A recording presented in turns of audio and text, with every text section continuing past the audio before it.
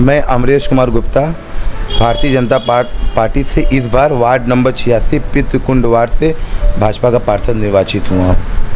इस बार के चुनाव में कठिनाइयां तो बहुत झेलनी पड़ी। जी कठिनाइयां झेलनी पड़ी थी।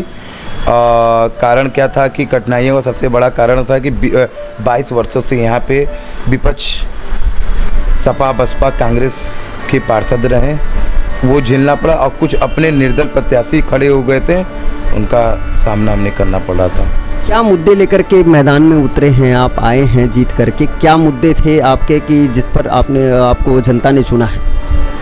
सबसे बड़ी बात है कि वार्ड के इस चुनाव में सबसे बड़ी मुद्दा इस वार्ड की पेयजल, बिजली और सड़क थी, सीवर और सड़क थी। ये सबसे बड़ी मुद्दा थी। इसको लेकर हम विपक्ष में रहते हुए भी पहले बहुत कार्य कराए हैं। हम लोग के प्रयासों से माननीय विधायक डॉक्टर नीलकंठ तिवारी जी के सौजन्य से इस क्षेत्र में पानी की बहुत किल्लतें थी। मैंने सड़क की किल्लतें थी, मैंने सड़क बनवाया उनके निधि के माध्यम से मैंने 2 ट्यूबवेल लगवा दिया। एक ट्यूबवेल लगा हुआ है, हंकार टोला में कार्य हो रहा है। 10 से 15 दिन में उसका उद्घाटन भी होने वाला है, जो कि जनता को समर्पित हो जाएगा।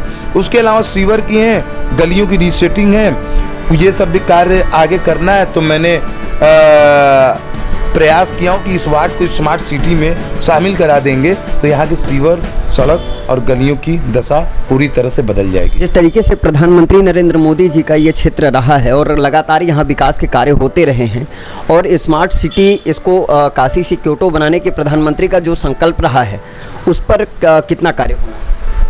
उस पर कार्य अन्य जगह हमारे दक्षिणी विधानसभा में कई वार्डों में, आप जैसे भीतरी महल ले लीजिए, काल भैरव वार्ड ले लीजिए, प्रहलाद घाट का वार्ड, वहाँ पे काम स्मार्ट सिटी के तहत तो हो ही रहा है, हो भी चुका है। हमारा वार्ड अछूता था इसलिए क्योंकि यहाँ पे हमेशा कांग्रेस और सपा के पार्षद बनते थे। इस बार बीजेपी की पार्षद, जनता ने बीजेपी को चुना, उसको उम्मीद और आशा बहुत है इस वार्ड के पार्षद से।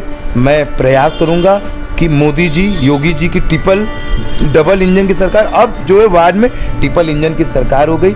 जो भी केंद्र और प्रदेश से जो भी योजनाएं आएंगी उसको मैं इस वार्ड के हर गरीब अंतिम व्यक्ति तक पहुंचाने का कार्य करने जा रहा हूं। एक बार फिर से 22 वर्षों के बाद एक बार कहा जाए तो एक वनवास काट करके काफ़ी दौर गुजर चुका है राजनीति का, उसके दौरान एक बार बीजेपी ने यहाँ वापसी किया है और जनता ने बड़ा भरोसा जताया है। तो क्या आप कितना जनता के वादों पर, जनता के भरोसे पर खरा उतरेंगे?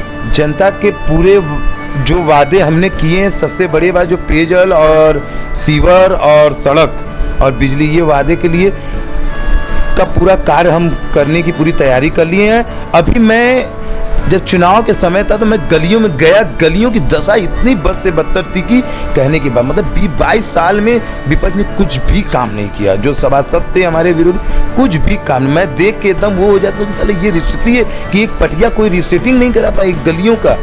वो प्रण है हमारा कि पूरे गलियों को रीसेटिंग स्मार्ट सिटी के तहत ला के गलियों को एकदम चमकाना है।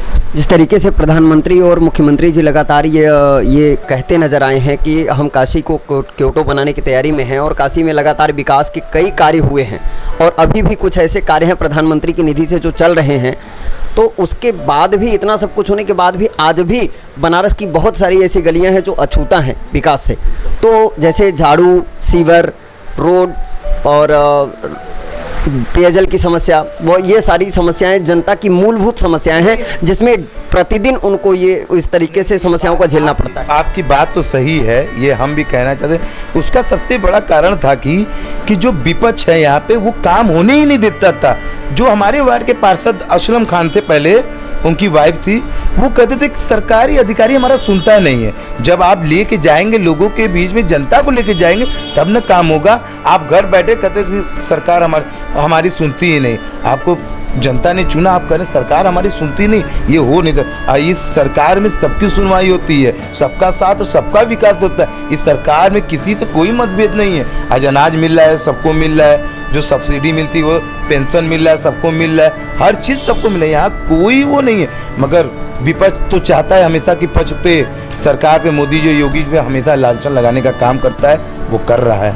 लगातार जो राशन की बातें आपने की कि जनता को राशन मिल रहा है उसमें भी लगातार हर वार्ड से घटतौली की समस्याएं आ रही हैं, घटतौली के कंप्लेंट्स आ रहे हैं। इसके लिए आप क्या करेंगे? मेरे वार्ड में जहाँ भी कोई कहता है घर तोली के, मैं तुरंत कंट्रोल वाले को फ़ोन करता हूँ, उनसे कहता हूँ कि गरीब है, सरकार का अनाज है और वो गरीब व्यक्ति को मिलना चाहिए। अगर ज़रूरत पड़ता है, अगर हमारे नहीं सुनते तो मैं आरओ से बात करता हूँ इस विषय पे, जो विपणन अधिकारी हूँ उनसे बात करता हूँ, और वहाँ से भी समस्या का हल नहीं होता तो हम अपने विधायक जी से ही करते हैं। आखिर कब तक ऐसी समस्याएं चलती रहेंगी और कब तक जनता झेलती है? नहीं, मेरे वार्ड की जनता अब झेलने के लिए तैयार नहीं है। हमने पूरी ताकत लगा दी है। आज कंट्रोल के लोगों से, जितने भी मेरे वार्ड के कंट्रोल है, उनसे सबसे मेरी बात हुई कि जनता की कोई भी शिकायत नहीं होगी।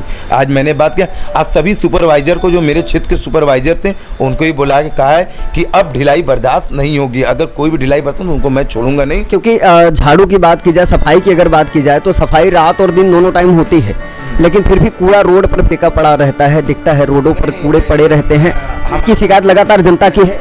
हमारे वार्ड में सुबह ही सफाई होती है, 2 टाइम नहीं होती है, हमारे सुबह होती है। कारण है, कुछ जनता है कि कूड़ा उठने के बाद वो कूड़ा फेंक देते हैं, जो कि दिन भर पड़ा रहता है। हमारे यहाँ प्राइवेट कर्मचारी भी, कूड़ा के जो कंपनी है वो भी लगी है। साफ़ सुथरा हमारा वार्ड है। कुछ गलियों में है लोग, जो हमारे जनता है उनको हम समझाने अवेयर कर रहे हैं। उनके लिए जागरूकता के लिए क्या उपाय? हमने अभी 10 चुनाव से पहले मैं जागरूकता रैली इस वार्ड में निकाला था, लोगों से कहा था, मगर अब तो हम पूरी तरीके से हर एक घर जाएंगे जहाँ देख रहे हैं ये समस्या है, जो लोग नहीं, मैं उनसे रिक्वेस्ट करेंगे कि आपका पार्षद हूँ मैं आपसे रिक्वेस्ट करने आया हूँ कि समय से पहले कूड़े वाला आता है तो उसको आप दे दीजिए, मगर सड़क में मत फेंकिए।